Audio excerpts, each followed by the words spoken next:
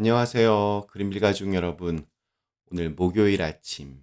오늘도 이렇게 매일 한 말씀으로 또 오늘 하루를 시작하는 모든 분들에게 우리를 믿음의 가족으로 불러주신 주님의 사랑에 의지하여 서로가 서로에게 힘이 되어주고 또 서로 함께 견고하게 세워져 갈 수 있는 그런 날이 되시기를 간절히 기원합니다.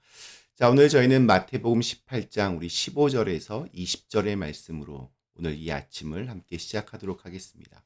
마태복음 18장 15절에서 20절의 말씀. 네 형제가 죄를 범하거든 가서 너와 그 사람과만 상대하여 권고하라. 만일 들으면 네가 네 형제를 얻은 것이요 만일 듣지 않거든 한두 사람을 데리고 가서 두세 증인의 입으로 말마다 확증하게 하라. 만일 그들의 말도 듣지 않거든 교회의 말하고 교회의 말도 듣지 않거든 이방인과 세리와 같이 여기라. 진실로 너희에게 이르노니 무엇이든지 너희가 땅에서 매면 하늘에서도 매일 것이요 무엇이든지 땅에서 풀면 하늘에서도 풀리라. 진실로 다시 너희에게 이르노니 너희 중에 두 사람이 땅에서 합심하여 무엇이든지 구하면 하늘에 계신 내 아버지께서 그들을 위하여 이루게 하시리라. 두세 사람이 내 이름으로 모인 곳에는 나도 그들 중에 있느니라. 아멘. 네, 동물들은 대부분 태어나면서부터 걷습니다. 이렇게 아프리카 초원을 배경으로 하는 그 동물들의 다큐멘터리 같은 거 보면 얼룩말 같은 것은 심지어 태어나자마자 1시간 이내에 달리기까지 합니다. 그렇지 못하면 어떻게 약육강식의 피비린내 나는 현장에서 살아남을 수 있겠습니까? 그런데 거기에 비하면 사람은 만물의 영장임에도 불구하고 가장 불완전한 모습으로 태어납니다. 처음에는 걷거나 뛰기는커녕 기어다니지도 못합니다. 즉 사람은 완전한 모습으로 설 때까지 누군가가 오랜 기간 보살피지 않으면 안 되게 되어 있습니다. 우리 그리스도인도 마찬가지입니다. 시작은 아주 쉽다고 할 수 있습니다. 예수를 그리스도로 믿고 고백하면 구원을 받기 때문에. 그러나 그것이 전부가 아닙니다. 시작에 불과합니다. 그 이후에 계속해서 성장해야 합니다. 하나님의 은혜 가운데서 말씀과 성령의 역사로 말미암아 계속해서 성장해 가야 합니다. 섣불리 내가 믿음이 좋다거나 온전하다고 자랑하지 말아야 합니다. 아직 많이 부족합니다. 우리는 모두가 다 온전해져 가는 과정에 있는 그러한 존재임을 늘 잊지 말아야 합니다. 그래서 우리에게는 교회라고 하는 이 믿음의 공동체가 필요한 것이고 또 함께 자라갈 지체들이 필요한 것입니다. 6세기의 성자인 베네딕트는 서양 수도원 운동의 아버지로 알려진 분입니다. 그와 관련된 여러 전설과도 같은 이야기들이 있습니다. 한 번은 그 수도사들이 새 수도원을 열심히 한 채 짓고 있었습니다. 그들은 아주 큰 바위 덩어리 하나를 끌어올려서 다른 곳으로 옮기려고 했습니다.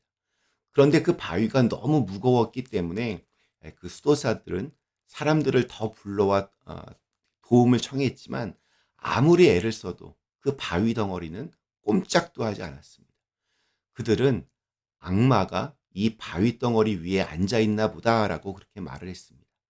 그때 마침 그곳을 지나가던 베네딕트는 자초지정을 다 듣고는 아무 말 없이 그 바위 덩어리와 또 수도사들 위에 십자가 성호를 그었습니다. 그러자 마치 어두운 그림자 하나가 바위 덩어리에서 빠져나가기라도 한 듯이 수도사들은 그 바위 덩어리를 아주 가볍게 옮길 수 있었다고 합니다. 이 이야기에는 매우 중요한 교훈이 담겨져 있습니다. 살다 보면 우리들도 이 수도사들과 같은 경험을 하게 마련입니다.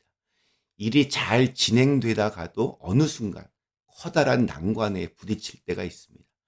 할 수 있는 모든 노력을 다해봐도 일이 풀리지 않을 때면 우리는 뭔가 이렇게 시꺼먼 것이 앞을 가로막고 있는 듯한 느낌을 받습니다. 그런데 참 속상한 것은 다른 사람들은 어렵지 않게 그런 어려움들을 극복한다는 겁니다. 그러면 더욱더 초조해집니다. 그럴 때는 어떻게 해야 합니까? 베네딕트는 바위와 또 수도사들에게 십자가 성호를 그었다는 사실에서 힌트를 찾을 수 있습니다.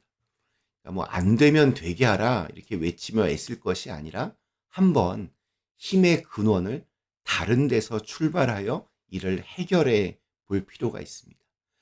우리를 받쳐주는 원초적인 힘의 근원이신 하나님에 대한 아주 확고한 신뢰가 있다면 우리의 노력으로 얻을 수 없는 어떤 힘이 우리에게 들어오는 것을 느끼게 될 것입니다.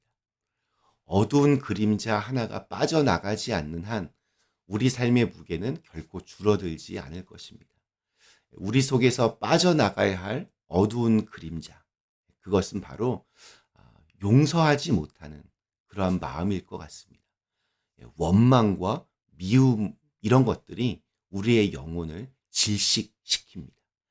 우리 얼굴을 어둡게 하고 또 넉넉하게 웃지 못하게 하고 다른 이와 더불어서 마음을 열고 만나지 못하게 합니다.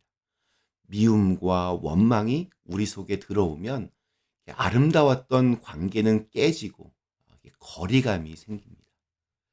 죄라고 하는 것은 이렇게 멀어지게 하는 힘입니다. 빗나가게 하는 힘입니다. 누군가를 미워하고 원망하면서 행복할 수는 없습니다. 살다 보면 뭐 이렇게 이런저런 일로 상처를 주고받는 게 사람입니다. 아무리 조심한다 해도 이게 어쩔 수가 없습니다. 문제는 그 이후입니다. 그 일이 서로를 더 깊이 이해하는 계기가 된다면 다행이지만 그렇지 않을 경우가 더 많습니다. 그것이 바로 우리 삶에 드리워진 어두운 그림자입니다. 우리 교회를 보면 사람들이 혹은 죄인들이 모인 곳인지라 늘 이런저런 갈등들이 있습니다. 중요한 것은 갈등이 생겼을 때 그것을 어떻게 처리하는가입니다. 때로는 이걸 이렇게 덮어두어야 할 때도 있지만 덮어두는 것만이 능사는 아닙니다. 겉으로 아무 내색도 하지 않지만 속으로는 부글부글 끓고 있는 경우들이 참 많이 있습니다. 예수님은 이런 경우에는 적극적인 해결책을 모색해야 한다라고 말씀하십니다. 잘못을 저지른 사람이 무한하지 않도록 홀로 조용히 충고해주는 노력이 필요합니다. 그런데도 그가 듣지 않을 때는 두세 사람이 함께 가서 충고하고 그래도 듣지 않으면 교회가 공식적으로 그에게 충고를 해야 합니다. 그래도 듣지 않으면 어떻게 해야 합니까? 마태는 다소 강한 어조로 말합니다. 그를 이방 사람이나 세리와 같이 여겨라. 그러니까 공동체를 지키려고 하는 마음이 고스란히 잘 드러나 있습니다. 그러나 이 충고하는 사람에게 요구되는 것이 있습니다. 그것은 사과를 받아내는 것이 아닙니다. 형제를 얻으려고 하는 마음입니다. 그가 잘못을 깨닫고 돌이켜 새 사람이 될 수 있는 기회를 제공하려는 마음, 바로 사랑입니다. 사랑을 배경으로 하지 않는 충고는 오히려 더 큰 거리감을 만들기 일쑤입니다. 어떤 사람을 꾸짖거나 충고를 해야겠다 이런 생각이 들면 그를 감정적으로 용납하고 또 사랑할 수 있을 때까지 기다릴 수 있어야 됩니다. 사랑이 전제되지 않는 그런 충고, 바른 말은 때로는 칼이 되어서 상대방의 마음을 아주 사정없이 찌릅니다. 하지만 사랑이 그 진심이 담긴 바른 말은 오해와 미움의 그 악성 종양을 도려내는 수술칼이 될 수 있습니다. 교회 우리 공동체는 무엇보다도 서로를 위해 기도할 때 그 존재 가치가 있습니다. 그렇게 서로를 위하여 마음을 담아 기도하면 주님께서 우리를 위해 일하실 것입니다. 때때로 우리는 죄를 짓기도 하고 무너지기도 하며 또 주님을 떠나기도 합니다. 그때 우리는 서로가 서로를 지탱해주고 권면해주고 또 일으켜 세워 주어야 합니다. 우리는 교회가 필요합니다. 두세 사람이 모인 곳에 예수님도 함께 계십니다. 오늘 우리에게 주신 하루, 나의 기도가 필요한 이들의 얼굴을 떠올리며 잠시 기도하시며 주님과 동행하는 그런 귀한 날이 되시기를 간절히 기원합니다. 잠시 함께 기도하시겠습니다. 하나님, 우리에게 교회를 주신 것을 감사합니다. 혼자서는 감당하기 어려운 많은 일들이 있는데 서로가 서로를 위해 기도하며 서로가 서로에게 힘이 되어주고 또 위로가 되어주고 또 의지가 되면서 함께 더불어서 성장해 나갈 수 있도록 축복하여 주시옵소서. 예수님의 이름으로 간절히 기도드리옵나이다. 아멘.